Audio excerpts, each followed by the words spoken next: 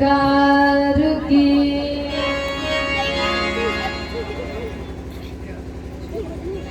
तो जैसे ही देखा, देखो आर्त भाव से, दीनता भाव से यदि हम ठाकुर जी को बुलाते हैं ना, तो ना जाने किस वेश में सुनारायण मिल जाए, पता भी नहीं चलता हमें कि किसके बगल में बैठे हों। तो आज जैसे ही देवताओं ने, पृथ्वी मैया ने, देव गंधर्व मनुष्य ने, सबने ठाकुर जी का स्मरण किया, तो आकाशवाणी हुई कि जने डर पाओ मुनि सिद्ध सुरेश।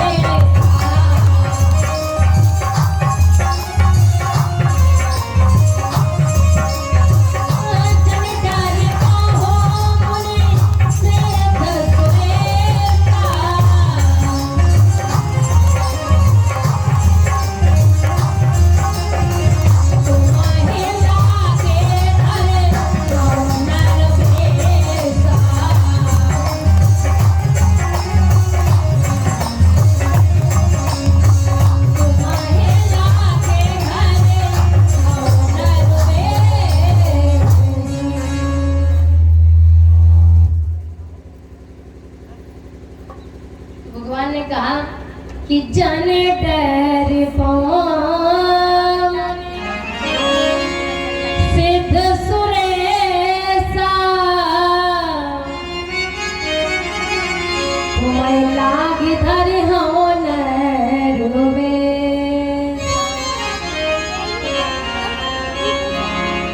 भगवान कहते हैं कि आप लोग अब डरना नहीं है, और आप लोगों के हित के लिए, आप लोगों के कारण हेतु ही हम मनुष्य रूप में इस पृथ्वी पर आए, और अकेले नहीं आएंगे, अपने अंशों के साथ। कहा कि कश्यप अदिति महातप कीना, और पिछले जन्म में हमने उन्हें वरदान दिया था। और इधर कल की कथा में आप लोगों ने श्रवण किया कि भगवान ने एक और वचन दिया, स्वयंभू मनम और सप्तम। भगवान ने कहा था कि आपने हमारी इतनी आराधना की, तो हम जो आप मांगते हैं कि हम आपको एक पुत्र रूप में प्राप्त करना चाहते हैं, तो हम आपके घर अवश्य आएंगे। तो अब चलते हैं हम अयोध्या की ओर।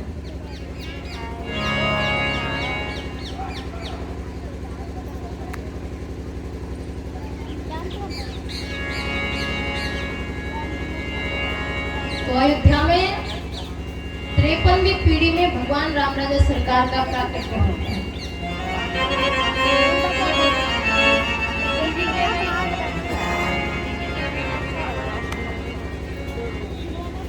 अरण्य नाम के राजा थे अयोध्या में। कहा वो सशरीर साकेत धाम जा रहे थे। तो जैसे ही साकेत धाम जाने के हुए, यहाँ से रावण आया। कहा रावण की तो परछाई ही ऐसी होती है कि जो साचा व्यक्ति होता है, तपस्वी व्यक्ति होता है, उसका तप खंडित तो हो जाता है। तो जो अरण्य नाम के राजा थे, वो सशरीर साकेत धाम जा रहे थे, रावण की परछाई पड़ी तो सशरीर साकेत धाम ना जाकर राजा ने कहा कि रावण,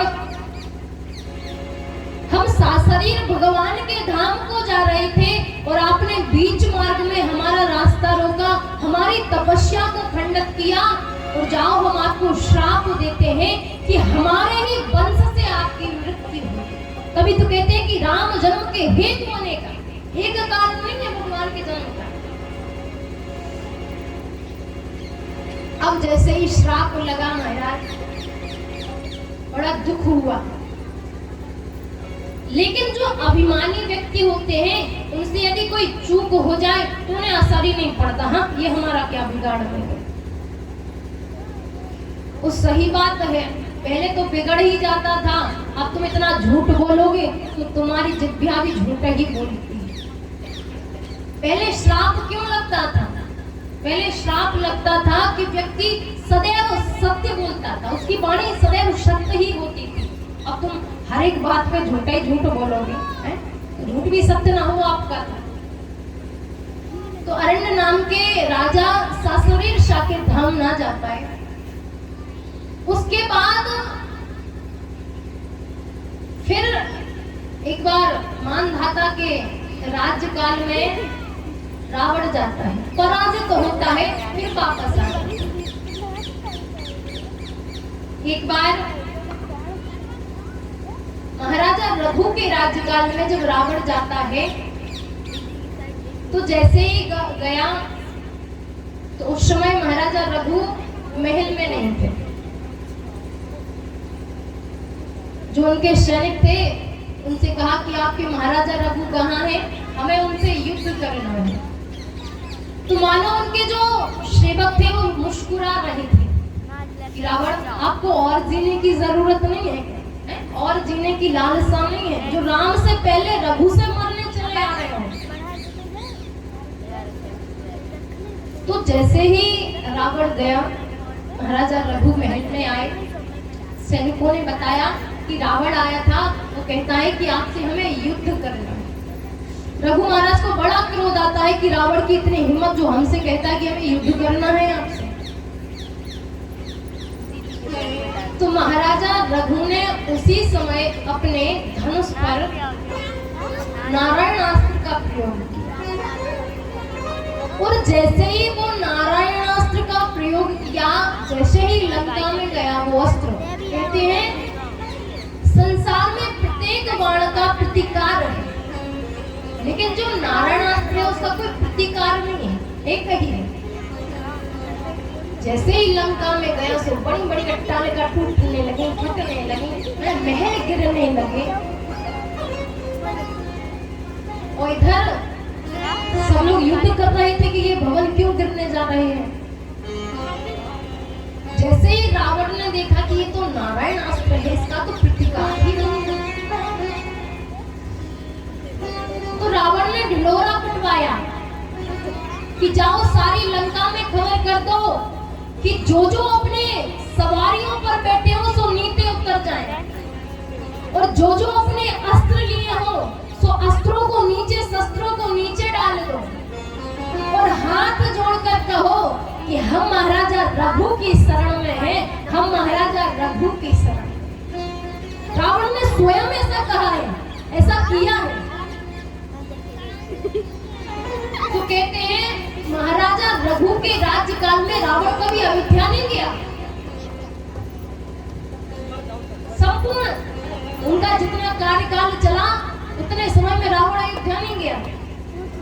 लेकिन एक बात बताओ, रावण बार बार जाता क्यों है? कौशल्या जी का भी हरण किया था रावण ने, कहा क्यों? कहा अगर हम इनकी पीढ़ी को बढ़ने ना दें तो हमारी मृत्यु भी ना हो। अगर इनकी पीढ़ी बढ़ती जाएगी, मानो हम रघु को ही समाप्त करते तो पीढ़ी कहां से बढ़ेगी, वंश कहां से आगे चलेगा। इसलिए वह हर राज्यकाल में, हर राजा के काल में आता है। अब रघु के बाद महाराजा अज के समय में आए, तो उसने विचार किया कि अस्त्र शस्त्र में तो हम रघुवंशियों से जीत नहीं सकते। ब्राह्मण का भेष बनाकर आया अयोध्या में महाराजा अज के समय। देखा कि महाराजा आज संध्या वंदन करते हैं, पूजा पाठ करते हैं, नित्य प्रति देखता रहा।